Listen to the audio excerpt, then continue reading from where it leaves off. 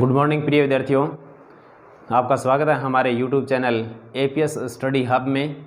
आज हम राजस्थान का भूगोल पढ़ेंगे और राजस्थान के भूगोल में हम अपवातंत्र प्रणाली पढ़ेंगे। और अपवातंत्र प्रणाली में हम नदियां करते हैं। तो नदियां तीन प्रकार की है: बंगाल की खाड़ी की नदियां, अरब सागरीय अपवातंत्र प्रणाली और आंतरिक अपवातंत्र प्रणाली। तो हम पढ़ते हैं राजस्थान की नदियाँ। राजस्थान की नदियाँ अपवातंत्र प्रणाली तीन प्रकार की है: अपवाह तंत्र प्रणाली,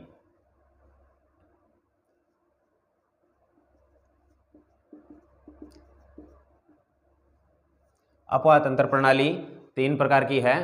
तो नदियों की बात करें, नदियां बंगाल की खाड़ी की नदियां और अरब सागरीय अपवातंत्र का भाग और आंतरिक अपवातंत्र का भाग, तीनों के परसेंटेज अलग अलग हैं। आपसे पूछा जा सकता है सबसे ज्यादा अपवातंत्र कौन सा है। तो राजस्थान में सबसे ज्यादा अपवातंत्र कौन सा है, उस चीज को भी आप अच्छे से ध्यान रख लेना। तो राजस्थान में बंगाल की खाड़ी की नदियां या बंगाल की खाड़ी का अपवाह तंत्र, अरब सागरीय अपवाह तंत्र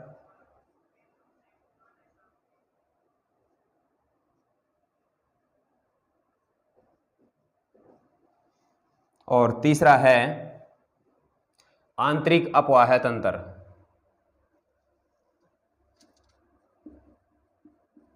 आंतरिक अपवाह तंत्र।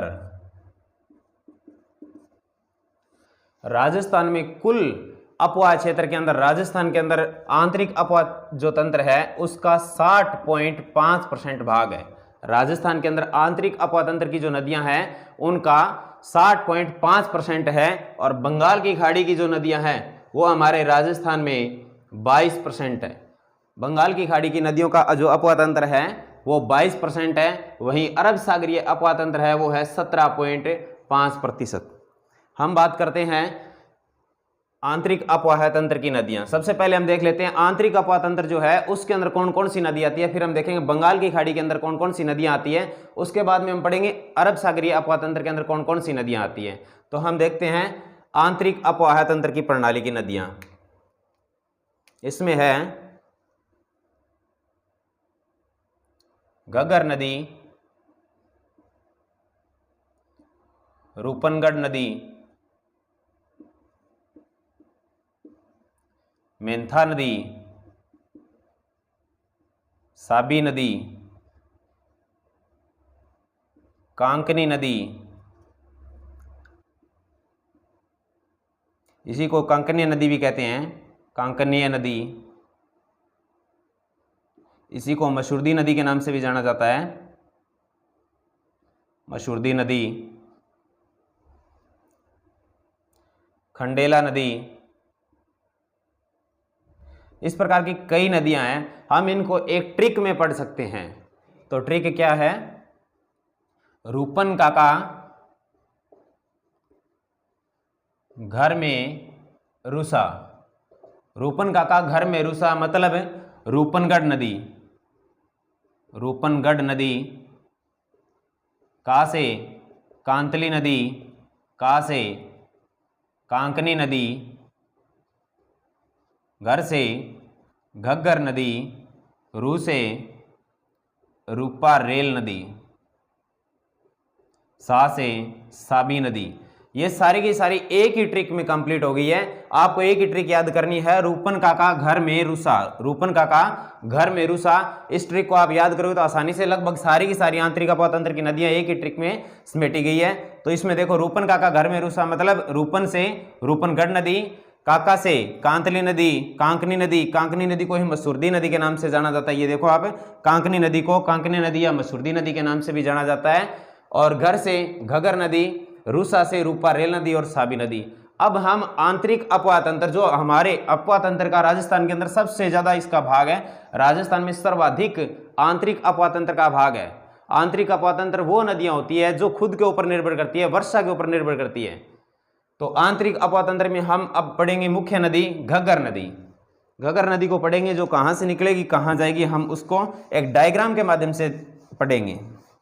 तो घग्गर नदी कहाँ से निकलती है लगभग सभी को पता ही होगा। इसको पूरा विस्तार से पढ़ेंगे हम।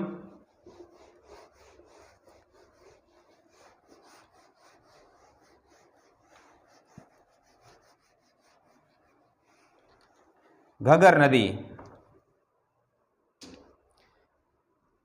नदी का नाम है घग्गर नदी, जो आंतरिक अपवाह तंत्र का भाग है, आंतरिक अपवाह तंत्र का भाग है, आंतरिक अपवाह तंत्र का भाग है। हम पढ़ेंगे घग्गर नदी को। तो घग्गर नदी कहां से निकल के आती है? यह निकलती है हिमाचल प्रदेश से, एचपी, हिमाचल प्रदेश। हिमाचल प्रदेश की राजधानी है शिमला।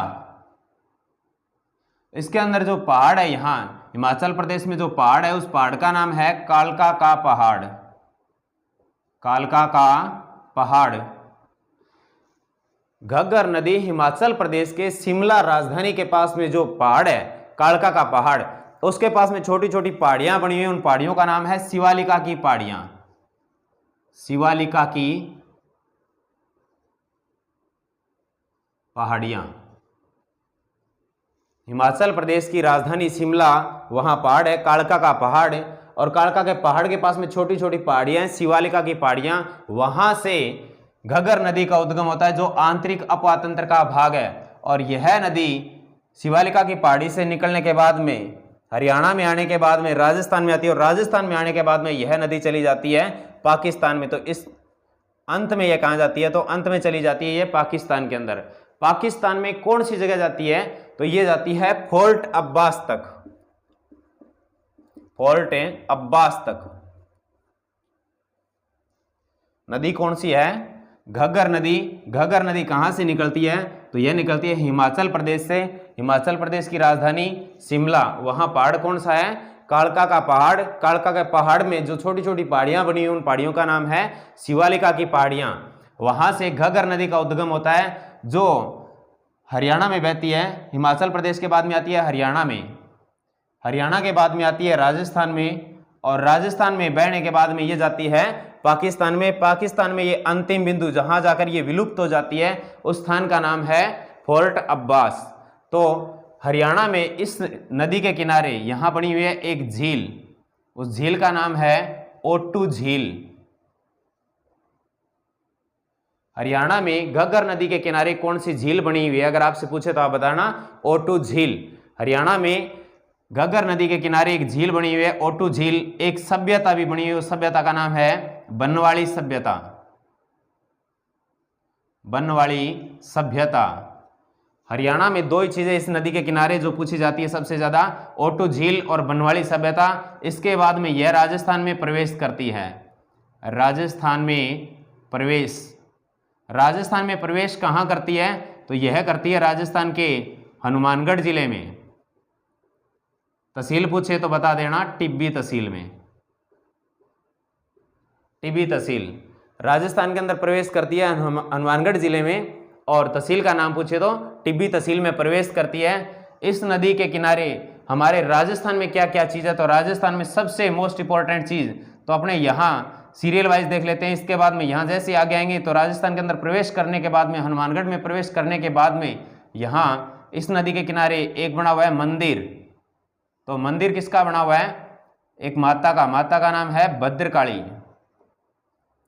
भद्रकाली माता का मंदिर।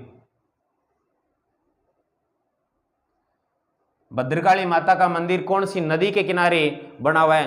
कल्चर का क्वेश्चन ज्योग्राफी में कन्वर्ट कर सकता है, ज्योग्राफी का क्वेश्चन कन्वर्ट कर सकता है कल्चर में। तो भद्रकाली माता का मंदिर है वो कौन सी नदी के किनारे? तो वो है घग्गर नदी के किनारे। जैसे जैसे आगे जाएंगे तो उसके बाद में इस नदी के किनारे दो शहर बसे हुए हैं। शहर तो एक ही है, लेकिन इन दोनों एक शहर के बीचों बीच यह नदी निकलती है। उस शहर का नाम है हनुमानगढ़।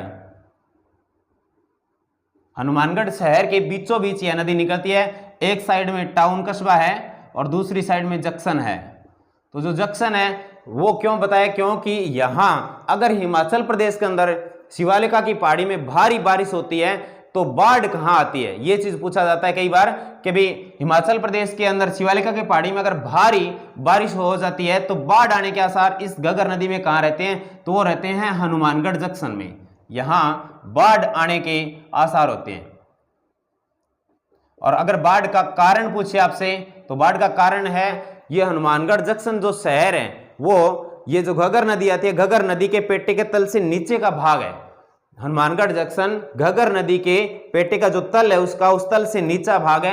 अगर यहां भारी बारिश आ जाती है, हिमाचल प्रदेश के अंदर शिवालिका की पहाड़ी में भारी बारिश आती है तो इस नदी का जल स्तर ऊपर उठ जाता है, और जैसे जल स्तर ऊपर उठेगा तो बाढ़ जहां भी बाढ़ आएगी वो स्थान होगा हनुमानगढ़ जंक्शन। तो अगर आपसे पूछे कि बाढ़ आने का कारण क्या रहता है, तो कारण रहेगा पेटे के तल से नीचा होना, पेटे के तल से नीचा होना।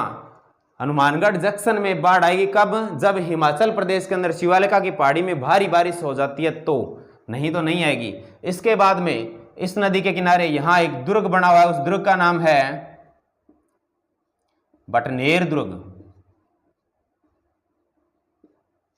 बटनेर दुर्ग कौन सी नदी के किनारे बना हुआ है, तो बटनेर दुर्ग बना हुआ है घग्गर नदी के किनारे। जैसे जैसे आगे जाएंगे तो यहां एक सभ्यता है कालीबंगा सभ्यता। आपसे पूछा जा सकता है कालीबंगा सभ्यता कौन सी नदी के किनारे है, तो कालीबंगा सभ्यता घग्गर नदी के किनारे। जितनी भी सभ्यताएं हैं लगभग किसी न किसी झील या नदी के किनारे ही हैं, क्योंकि पहले जो लोग बसते थे वो सबसे ज्यादा नदियों के किनारे अपना आजीवन निवास करते थे। तो यहाँ कालीबंगा जो सभ्यता है वो भी घग्गर नदी के किनारे। कालीबंगा सभ्यता के बाद में यहाँ एक सभ्यता और है, उसका नाम है रंगमहल सभ्यता। रंगमहल सभ्यता दोनों की दोनों हनुमानगढ़ जिले में है। कालीबंगा सभ्यता और रंगमहल सभ्यता दोनों की दोनों हनुमानगढ़ जिले में है। जैसे जैसे आगे जाएंगे इसके बाद में इस नदी के किनारे एक शहर बसा हुआ है, उस शहर का नाम है सूरतगढ़। पूछा जा सकता है सूरतगढ़ शहर कौन सी नदी के किनारे है, तो कौन सी नदी के किनारे है, घग्गर नदी के किनारे। उसके बाद में एक शहर और है जो इस नदी के किनारे बसा हुआ है, उस शहर का नाम है अनूपगढ़। अनूपगढ़ शहर भी घग्गर नदी के किनारे बसा हुआ है। उसके बाद में राजस्थान का जो अंतिम बिंदु है जहां से पाकिस्तान के अंदर चली जाती है, तो राजस्थान का अंतिम बिंदु कौन सा है, राजस्थान का अंतिम बिंदु जहां से घग्गर नदी पाकिस्तान में प्रवेश करती है तो उस स्थान का नाम है बिंजोर। उस स्थान का नाम है बिंजोर जो राजस्थान में है, राजस्थान के गंगानगर जिले में है।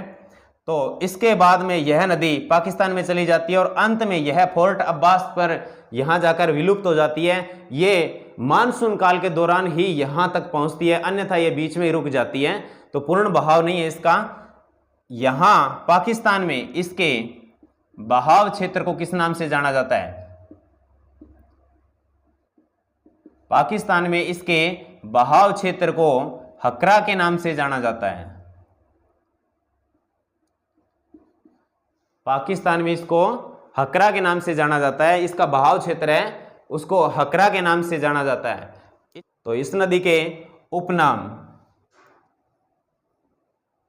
घग्गर नदी के उपनाम क्या क्या हैं, तो इसे कहते हैं नट नदी, नाली नदी, सोत्तर नदी,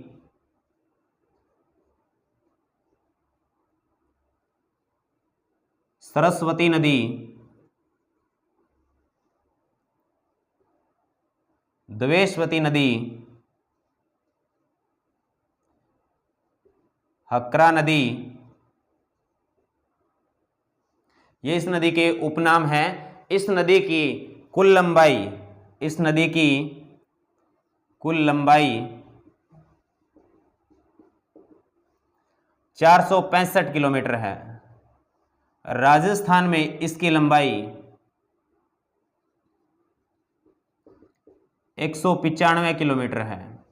कुछ जगह 100 किलोमीटर भी दे रखा है, कुछ जगह 195 किलोमीटर भी है। लगभग ऑथेंटिक जो मानी जाती है वो 195 किलोमीटर मानी जाती है। इसकी राजस्थान में लंबाई 195 किलोमीटर है और इस नदी की कुल लंबाई 465 किलोमीटर है।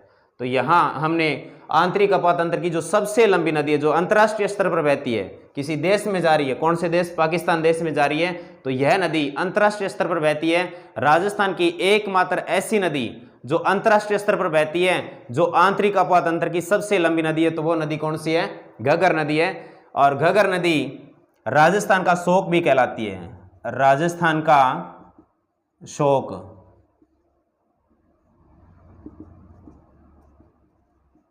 एकमात्र आंतरिक अपवाह की नदी जो अंतर्राष्ट्रीय स्तर पर बहती है।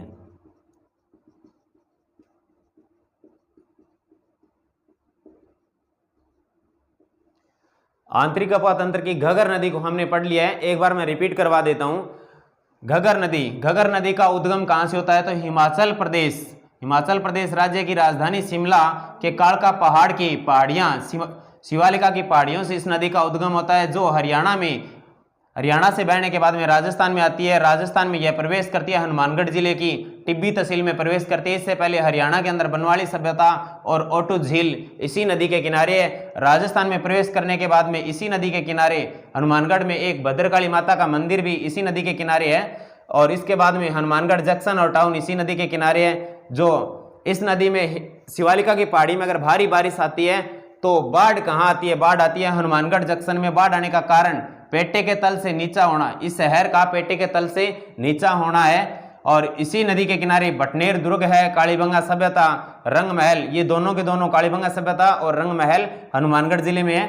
इसके बाद में इसी नदी के किनारे एक शहर बसा हुआ है, सूरतगढ़ शहर, दूसरा शहर अनूपगढ़ शहर। और राजस्थान का अंतिम बिंदु जहां से घग्गर नदी बाहर निकलती है, जो पाकिस्तान में प्रवेश करती है, उस स्थान का नाम है बिंजोर, जो राजस्थान का अंतिम बिंदु है। और इसके बाद में पाकिस्तान में इसके बहाव क्षेत्र को हकरा के नाम से जाना जाता है। पाकिस्तान में यह अंतिम रूप से फोर्ट अब्बास के पास में जाकर विलुप्त हो जाती है। तो आंतरिक अपातंत्र की हमने सबसे लंबी नदी घग्गर नदी को पढ़ा है। और घग्गर नदी जो आंतरिक अपातंत्र का बहुत ही मुख्य भाग है, उसको हमने पढ़ा है। अगर आपको यह वीडियो पसंद आया तो आप लाइक करें, कमेंट करें और शेयर करें। धन्यवाद। मिलते हैं नेक्स्ट क्लास के अंदर।